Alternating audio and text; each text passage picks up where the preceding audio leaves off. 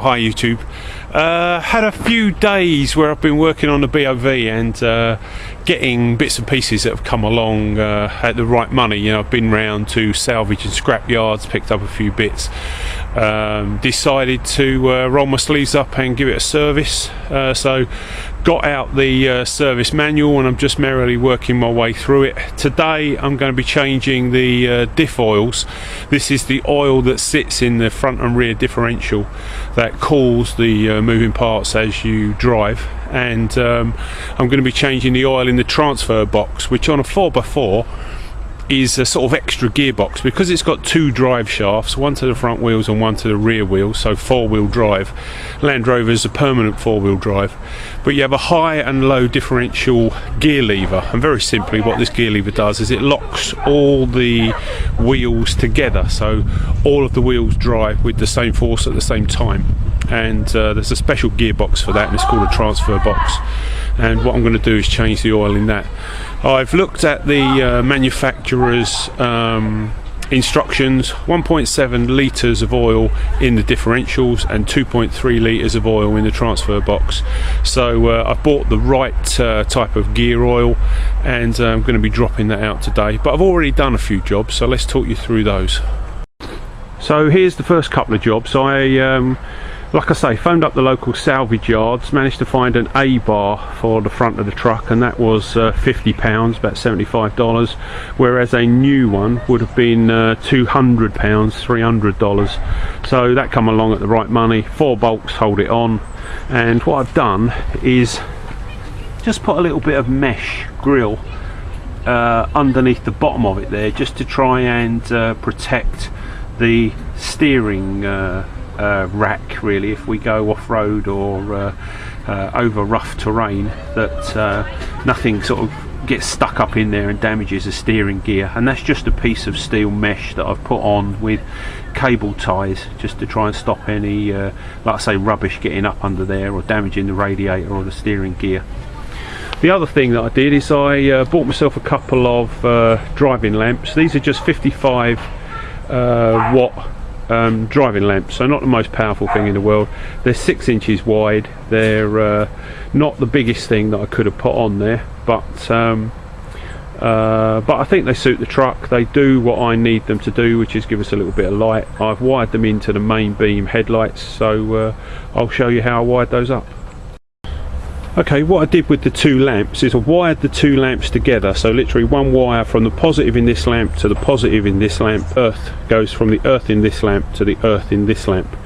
The two earths then transfer off, and I've literally just put them on a screw to the bodywork. And the positive wire from the two fog lights is this orange wire that you can see. Now what I've done with that is I've put a relay in, so goes off to the little relay that again is earthed onto the bodywork. This is a sort of pre-bought wiring kit, you know, it comes all assembled, it's really straightforward. And the red wire goes from the fuse relay to the live feed on the battery, and there's an inline fuse, and all you have to do is just pop that open, and it will give you access to a fuse, and it's an extra fuse if you like. The blue wire is the wire that what I've done is I've teed into the wiring loom. I found the wire for the main beam headlights, so that was really straightforward to find, in truth. I'll just get my meter out and show you how I did that. Okay, so all I've got is a little 12 volt mechanics electrical meter here, and the earthing wire goes on the negative of the battery. Got the positive in my hand. Now when I opened up the wiring loom, there were about half a dozen wires in there. So what I did was I turned the lights on, put the main beam headlights on, and then I just put the tip of this wire into each of the wires inside here until I got a positive feed, which just meant that all of the lights on my meter all lit up, and that told me that I'd found a positive feed in the wiring loom. Then what I did is, once I've identified that wire, which in this case was a blue and white one, I switched off the main beam headlights and tested the wire again, and when I tested it again, there was no live feed.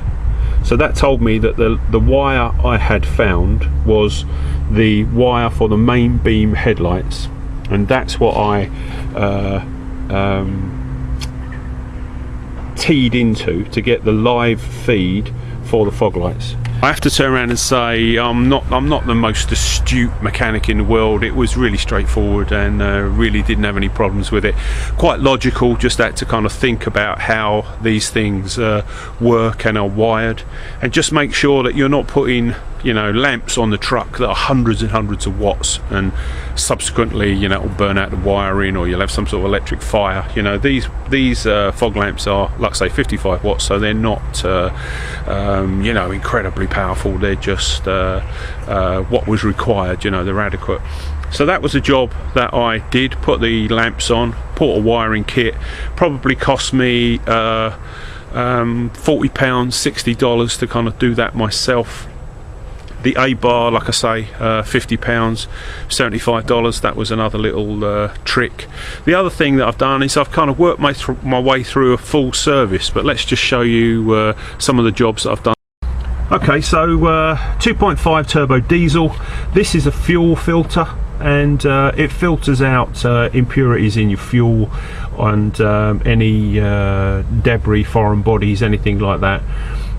If you ever use what's called red diesel, which is against the law and illegal here in the UK, if you get stopped by the side of the road by the revenue and excise people, this is what they're going to check on your vehicle. They're going to check the filter. There's a little tap on the bottom of it that allows fuel to be siphoned out, and if they open that tap, it drips out and it's bright red, then you're in trouble. If it drips out and it's nice and clean, then you're okay.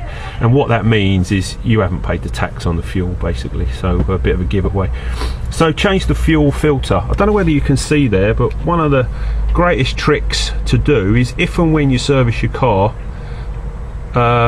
all I've done is put the date on the filter with a piece of paper tape. And as you can see there, it's November the 12th. That's when that got changed. The other thing you can do is you can write the mileage of the vehicle on there as well. The other thing that I changed, just down there you can just see the oil filter. Now I changed that at the same time, and again a little bit of paper tape with the date that you changed the oil on it, so you know that in 8,000 miles time or in 12 months time that it needs to be changed again. The other thing I've done is I've drained off the brake and clutch fluid. I've changed that.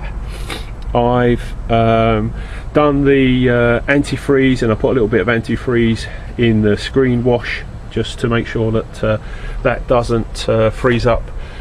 This is the expansion tank for your radiator, so all I've done is mixed up the antifreeze, drained the radiator out, and topped it up, and I've done a 50-50 mix, which is what's recommended for this vehicle.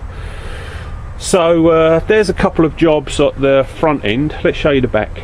But they're just amber LEDs that I had something very similar in the back of the last BOV, and it came in really handy from time to time. So I came across this little kit. It was far from expensive, and I've rigged it up in the back window.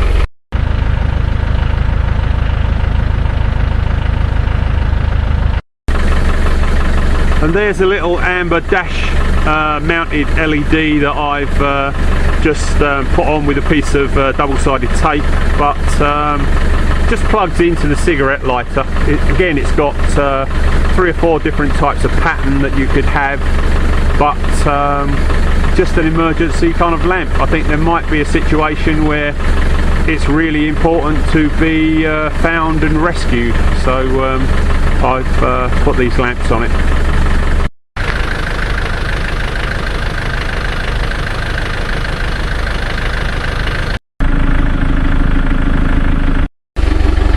Another thing I did is I got a couple of decent waterproof seat covers for the front. I'm the world's worst at jumping in and out of the truck when perhaps I've got grease on my hands or on my clothes from working on the truck. So a couple of seat covers just keeps the seats in good nick. You know, it's a very tidy truck for its age, and I'm going to do my best to keep it that way. The other thing that I've managed to come across, this particular vehicle came with a CD stack system as standard, so it was probably quite ahead of its time 17 years ago when it was built. But this is the CD stack system that came out of it. Managed to go to a scrapyard and get the cassette. I didn't have the cassette for the one in the vehicle, which made it obviously useless. So went to a scrapyard, found an old one. This CD stack player that just plugs straight into the wiring loom without any complicated wiring was £20, $30. Works perfectly. So hey, CD player. Okay, so here's my sort of differential oil and the oil for the transfer box. And as you can see, it's Hyper 90 gear oil, 80 to 90, and that will be perfect for us. There's about 4 litres there, so that's going to get the differentials done for me today. What I use to drain the oil out is I've got this little bowl, but rather than destroy the bowl with dirty engine and gear oil, all I do is I put the bowl in a black bin bag. So once the oil is drained into it, then I just gather the bag up, tie the bag in a knot, and obviously the bowl is still clean, you know. So trying to keep things clean and tidy while you're doing these jobs is a real bonus. The last thing you want is, you know, waste engine oil all over the ground. Next thing you know, you're laying in it. You know, as you take the draining plug out, sometimes what it tends to happen is the oil immediately runs straight down your hand and straight up your sleeve, you know. So hopefully they're things that only happen to you once and you learn from them. But this is my little trick, you know. Whatever you use to drain your oil into, just put it in an old plastic bag, and that keeps it all clean and easy to dispose of. Let's get on with draining this diff oil. Don't know whether you can see that on YouTube, but we got a temperature of about 4 degrees here in the UK, so the perfect time to be out crawling under your car changing the oil in the freezing cold. Okay, so that's what I mean about the bowl. Just put it in a plastic bag, screw the end up, and that stops your bowl getting trashed when you drain out the waste oil. Okay, so that's the front differential. That bolt you can see there is the bolt that you use to refill it, and what you should do is be able to just put your finger into that hole once that bolt's removed and just feel the oil with the tip of your finger. So that's the level that it goes up to, and like I've said, it's 1.7 litres in this vehicle. On the bottom of the differential there's a bolt that's the draining plug, and that's the bolt that we take out to get all the oil out of it. I'm just about to do that now, so I'll be back when it's all done.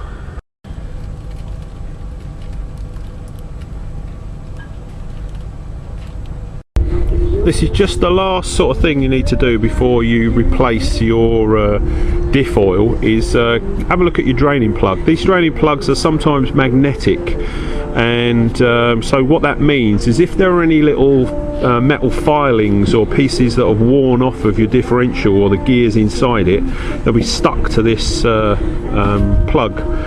So get it out, give it a good clean, get all the oil off of it, and what you're looking for is tiny little metal filings, and have a look at the waste oil that you've taken out, just to make sure there aren't any chunks of differential gear that has broken off, for example, and that would be an incredibly useful indication that perhaps it's time to strip it down and give it a proper service, as opposed to just changing the oil. This one looks really good. There are no metal filings or anything stuck to it. I'm going to put a little bit of grease on it, clean it up, and it's ready to go back in with a new collapsing washer.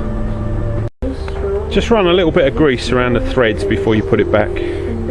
Okay, this is a really handy little gadget for doing your diff oil. It's just a 500ml bottle that had chain lube in it for when I was fanatical about motorbikes. But on the side there's a little measure, tells you how much. So 500ml in this bottle. So this is the first 500ml going into our diff, and this is the easiest way to put it in. So we put this 500 in, then we'll do it again, and then there'll be a little bit of a top up. But this is the diff oil going in. So that's the diff oils and transfer box oils changed. Next job is to give the truck a 2-inch lift. I've got a Terra Firma spring and shock absorber kit coming. Very simply, it allows you to carry an extra 50 kilos on the front. So that takes care of the A-bar, the winch that I'm going to put behind the bumper like I had on the other truck, and it gives you an extra 100 kilos on the rear. But once I've got that lift kit on, then I can put these G90 all-terrain military spec 10-ply tyres, wheels and tyres back on. So at the moment I'm going to keep the Scorpion tyres for road use, which is what I use the truck for really. And if we do get snow and ice and bad weather, then I'll be putting 5 of these on it. But at the moment these are just going to sit to one side until the weather turns. But that's the next job. Hopefully I'll bring you along for the ride on that one. So that's all my news. As always, YouTube, any comments, love to hear them. Back soon.